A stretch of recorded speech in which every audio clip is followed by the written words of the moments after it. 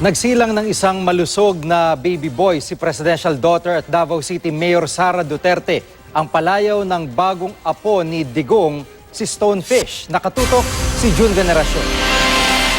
Halos kapapanganak pa lang ni Davao City Mayor Sara Duterte, mag-aalauna kaninang tanghali, nang kunan ang litrato kasama ang kanyang baby boy. 2.42 kilos o 5.3 pounds si baby at ipinanganak sa pamamagitan ng cesarean section. Ang kanyang palayaw, Stonefish.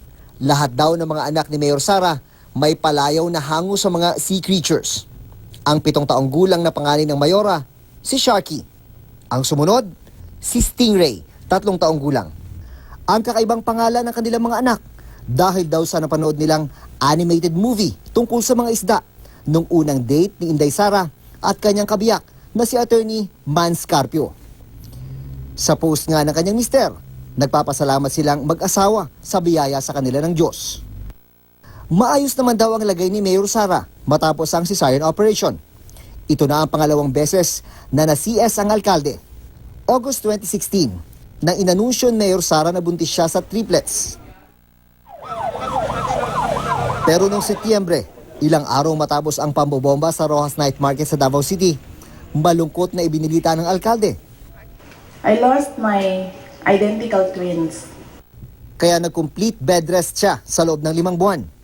Ikinatuwa ni Pangulong Duterte ang pagkapanganak sa kanyang bagong apong si Stonefish. Dahil kay Stonefish ay lalo raw tumibay ang paninindigan ng Pangulo na gawing ligtas mula sa droga at mga karumal-dumal na krimen ang mga susunod na henerasyon ng mga Pilipino. I'm exceedingly excited. I want to go home now. Galing dito, uwi na ako. Sir, when are you gonna see your apo? Dito na ako sa ospital. Ngayon, sir, ngayon na, sir? Lalaki. Ay, salamat. Stonefish daw, sir, yung pangalan. Ewan ko bakit ganun si Inday ang... Tuwang-tuwa ang mga Dabawenyo sa magandang balita ng panganganak ni Mayor Sara. Well, congratulations po. Natutuwa at medyo nalulungkot din kasi di ba sana triplets yun. June Veneracion, Nakatutok, 24 Oras.